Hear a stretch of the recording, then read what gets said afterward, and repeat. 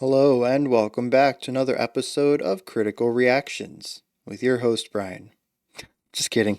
We're going to continue on with our exploration of post hardcore, the genre. We're going to be checking out our final band for this week's theme. This one called Bear vs. Shark, which I've never heard before.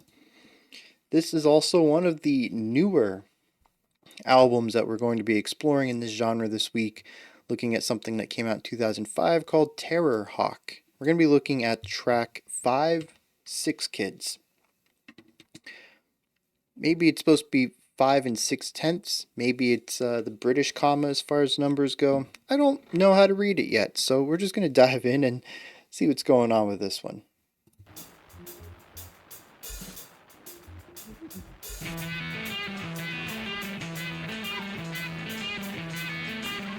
Really nice 6/8 right here.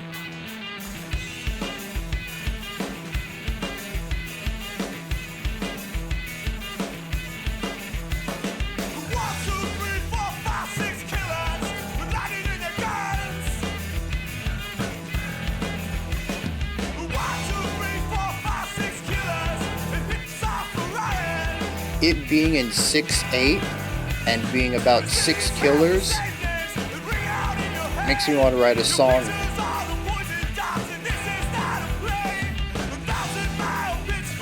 I'll talk about that later. The bass is absolutely gnarly.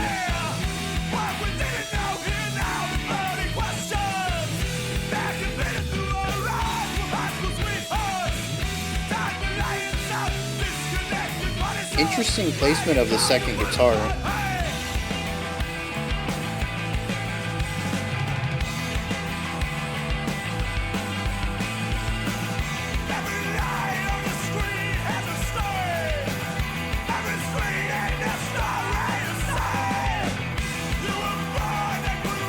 The bass movement works really nice against our stagnant 6/8 idea over here.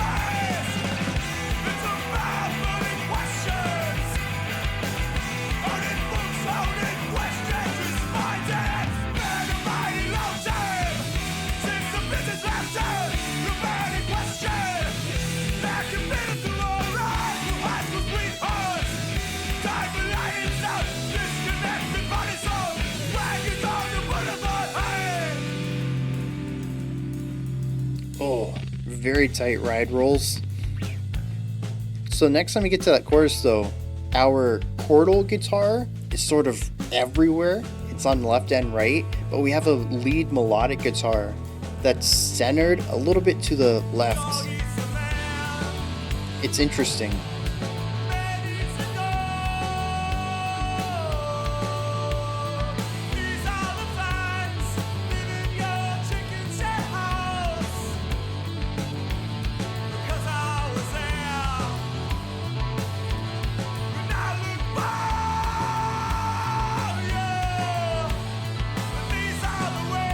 We have a hemiola effect, a 3 against 2 polyrhythm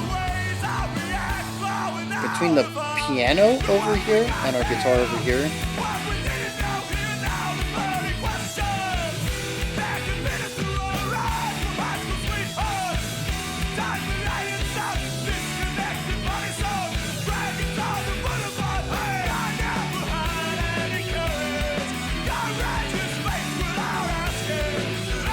What's all this?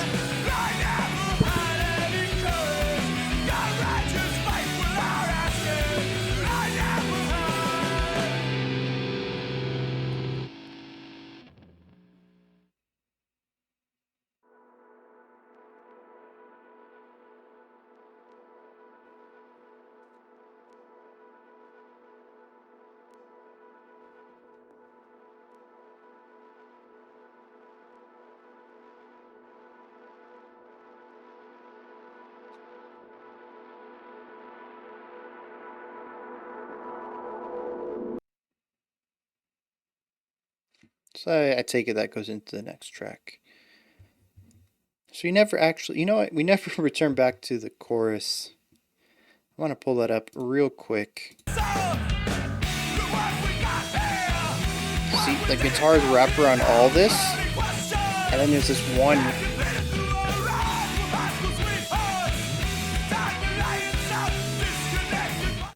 It's an interesting decision to go that route.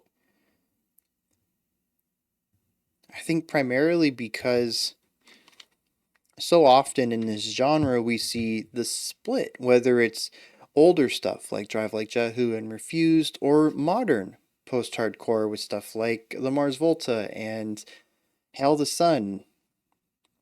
Even Dance Gavin Dance, which is swancore, which is like post-hardcore but progressive. It's like its whole thing. But anyways, it's like super influential that this was one of the things that we saw many times at the beginning and has lasted through the years as a production technique of this type of music.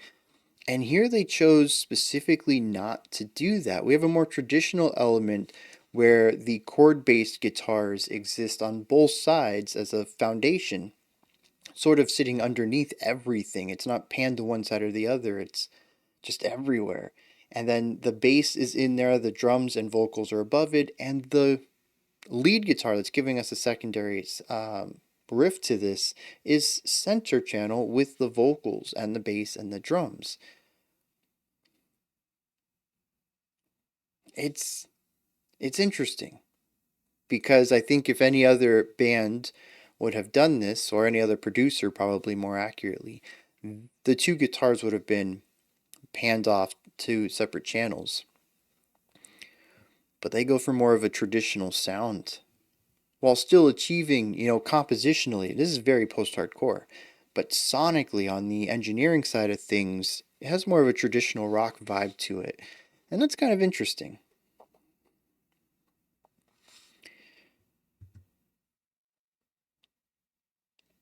I had mentioned earlier the song starts out in 6/8. There's a very strong 6 component to this track. You can also feel pretty much every section of this song in 4/4 with triplets within it. This is kind of typical for a lot of rock that plays in 6/8, is that there's usually some sort of backbeat that emphasizes each group of 3. So you have 1 2 3 1 2 3 1 2 3 1 2 3. Well, you also have 1 2 3 4. And so you can usually hear many songs, especially in the rock genre, as either the 6/8 of the faster melody or the emphasized beats 1 of those groupings of threes as 4/4, a slower 4/4. But here we have just the guitar off on the left, very clearly throwing down, to me, again, 6/8 feel, 6 pulse. And then the very first lyric was like six criminals in a line or something like that. And I was like, man, it would be really cool to make a song where you have a diminishing group of people. Maybe it starts as 6, and then it's 5, and then it's 4, and then it's 3, but like your time signature changes with the number of people still in the group. I think that'd be pretty awesome. I want to make something like that now. That sounds bonkers and fun. Playing around with time signatures is always fun. Oh, and then like the fun part too would be like have a secondary group where there's conflict between the two, and so we have polyrhythms. So like if one group gets reduced to 5 and then the other group is reduced to 4, then we would have a 5 against 4 polymetric thing going on. I don't. This sounds like a blast. Anyways, so yeah, a bear versus shark. You gave me music ideas, so thank you for that. Let's talk about their music though. I really like the bass in here. The bass has a very wide, full sound, has some nice moving ideas, and also gives us the chord progression through a vast majority of the track. Throughout the chorus, we kind of have the chords being played by the guitar. That's sort of everywhere. It's this foundational thing sitting at the bottom of the track. But in other cases, we just have those groupings of 6 notes faster played on our left guitar. And so the bass is what gives us our chord progression because that guitar line is static. It's the same 6 notes over and over and over. They don't take the notes and adjust them based on chord progression. So the bass is what gives us our progression. Every two bars, it changes its note. Now, granted, it's a root tone, so we have this dissension of roots. So I don't actually know what the chord is. I'd have to utilize the root tone and pair it against what the six notes are that our guitar has given us, and then find all the different modes that would work within that grouping of notes. But we're still getting a progression from the bass, and it's what allows the song to not feel static in a lot of places. And so the bass does a fantastic job at driving the song forward and allowing it not to stagnate, despite many of the other instruments doing the same one bar, two bar riff over and over and over. This is even shown in the vocals, which tend to have a repetitive element to it. They're very riff based. The drums have a rhythmic pattern that doesn't expand too much. A lot of the song kind of stands still, and it's the bass that allows it to feel like it's progressing somewhere, to give us a larger loop outside of the two bars. There aren't a lot of bands that give the bass such heavy prominence and control, and I'm glad to hear it.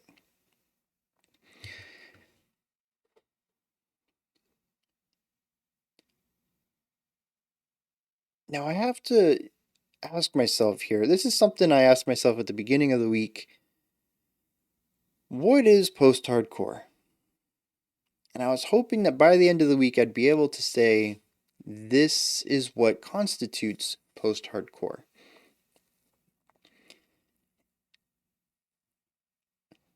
It is partly production, but it's also compositional. There are specific keys and modes that I think create the post-hardcore sound. And I don't know what they are yet. As I've mentioned many times, my ears aren't trained well enough to listen to something and be like, oh, that's this note, or to listen to a chord and directly name it. I can hear some chords, not all of them. Whatever post-hardcore is playing, I can't hear the name of it. But there is an element to the note choices that I think makes post-hardcore. But listening to this track,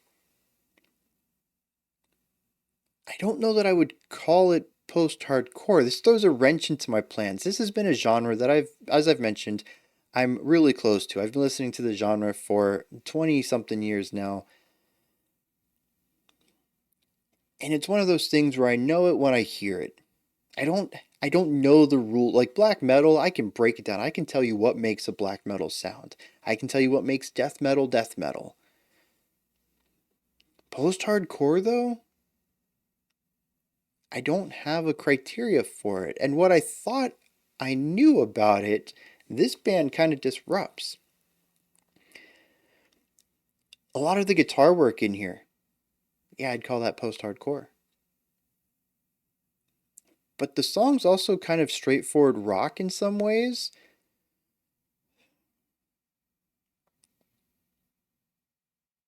And so it feels like a crossover between rock and post-hardcore in a way that kind of favors both of them simultaneously. Maybe in that way it just is a nice balance between the two sides, but there's elements in here where I'm like, yeah, I would never hear that in a post-hardcore track. And then I hear other elements like the six guitar notes. That's like the core riff. I'm like, that is 100% a post-hardcore idea. And so it's just, this track right here is telling me that I still have room to dive into this, and I need to still engage with it critically to break down what exactly the genre does in order to be itself and not something else. Aside from that, I don't know that I have much else to say about the track. It has some interesting counterpoint going on in it, but overall it's barely over 3 minutes long. A lot of that is just two ideas that we bounce back and forth between. We did have a distinct bridge that kind of took things in a different direction going towards the end of the song, and we didn't come back to our chorus. Instead, we had an outro that, from what I can tell, moves into the next track. I just don't have much to say on an analytical side of this track, so I'm going to hit some lyrics, see where that takes us. All right. This goes a little bit over my head, but I think, well, here's what I do know. These are 100% post-hardcore lyrics. But I think this song is about six childhood friends and some of the stories that they've had as kids around their hometown. Maybe it has something to do about looking back on this as an older person. I don't quite know that. The very beginning says 1, 2, 3, 4, 5, 6 killers with lightning in their guns. 6 killers and hips are for running.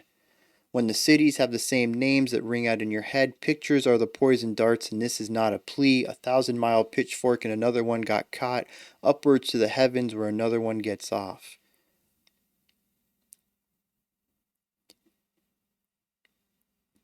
It's very intricately worded and drenched in metaphor. Many different metaphors. In fact, each line has its own metaphor, and sometimes they get wrapped up into the next where they become multi layered. It's what's causing the disconnect for me. I would need a lot more time spent with this and possibly a poetic analyst at my side to ask questions to figure out exactly what each line's supposed to mean and how it fits into the larger concept. Later on, it says every light on the street has a story, and every street and their story are the same. I really like that. It ties back to what they mentioned in the first stanza when the cities have the same names. I think it's not talking about six specific people, but it is talking about how kids, possibly in smaller towns, tend to have similar stories about growing up. They're not identical, of course. The locations are different. Maybe the events themselves are different, but sort of the things that occurred were similar. The chorus says, what we got here and what we didn't know here now. A burning question that can filter through our eyes. We're high school sweethearts tied by light and sound, disconnected party song, dragons on the boulevard high.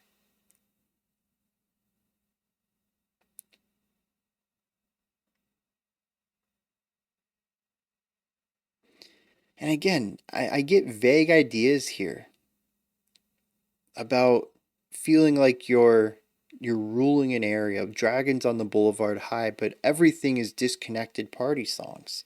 These lights and these sounds, time is just blurring by.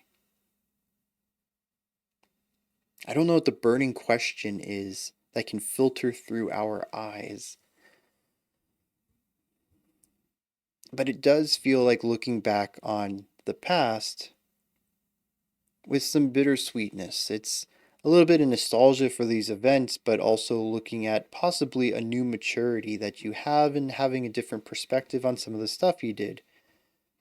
We felt like dragons back then. Now I know we weren't. We were just kids. It's that sort of perspective you get from the distance of time.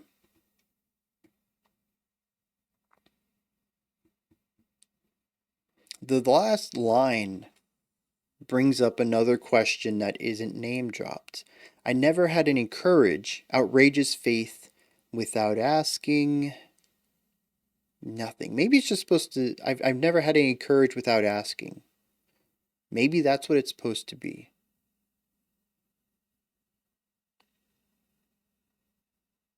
I don't know. I'm a bit lost on this though, but if for some reason this lyricist is watching, it's not you, it's me in this situation. um, it's very well written though. I am intrigued by the style. It's definitely free poetry. There's no rhyme scheme at all, from I can tell. And while generally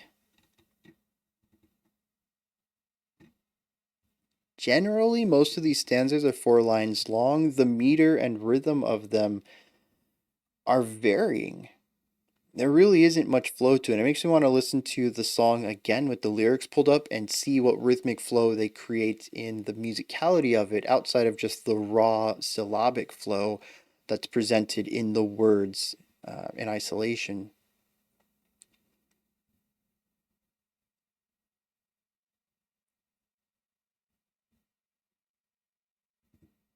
Yeah, I guess that wraps this one up. I didn't have too deep of an analysis on this, on either the music or the lyrics. Unfortunately, this one is just, it's one of those songs that tends to elude me. Maybe it would take a second listen for me to get a deeper understanding of what's going on. Those are my thoughts on Bear vs. Sharks 5, 6 Kids. Still not sure what's up with the title. I have a lot of questions here. If anyone has insight into this, if you absolutely love this song, please let me know. I'd love to hear your perspective on it.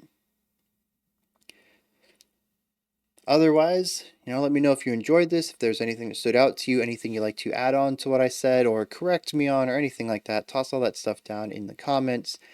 Above that, in the description box, you can find a link to Linktree. Here you'll find links to my music, ways to support the channel, a link to the Discord server, and so much more. Above that, if you could, like, subscribe, and ring the bell. I greatly appreciate all three of those. We do have some brand new music that we're going to check out right now. Right now, I mean by like the next video today. Otherwise, I'll be back tomorrow, 5 p.m. Eastern Standard Time, 10 p.m. UTC. As usual, we're going to check out a full album. There won't be a live stream on Saturday morning.